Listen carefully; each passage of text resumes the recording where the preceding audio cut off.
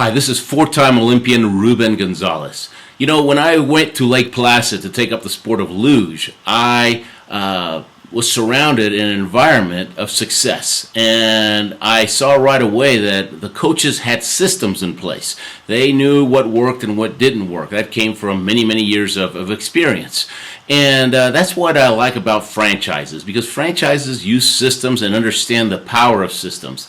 You know, my first job in high school was working for Chick-fil-A.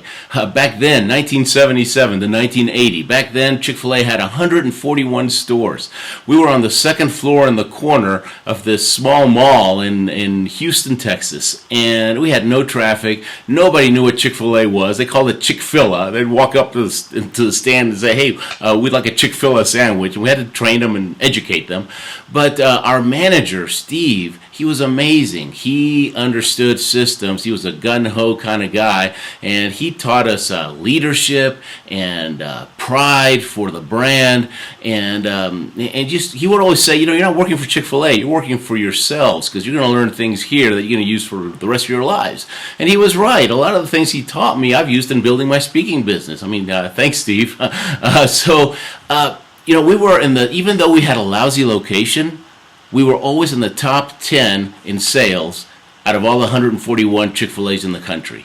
And eventually, and during those 3 years, we had no turnover, 0 turnover in 3 years in fast food. I mean, is that crazy? But we were proud. We loved it. In fact, look at this. That was 40 years ago. I still have my hat that I used to wear up there at Chick-fil-A making sandwiches. I was the guy that made the sandwiches. That's pride. I mean, wouldn't you like your franchisees and your employees to feel like that about your brand, right?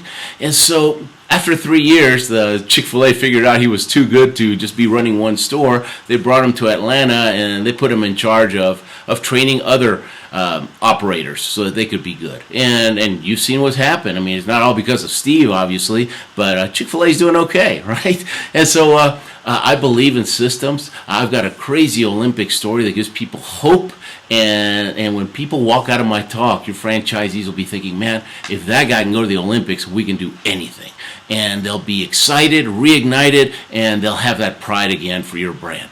I hope to meet you soon so I can share some of the things that I learned from Steve. Until then, make it an Olympic day. Take care.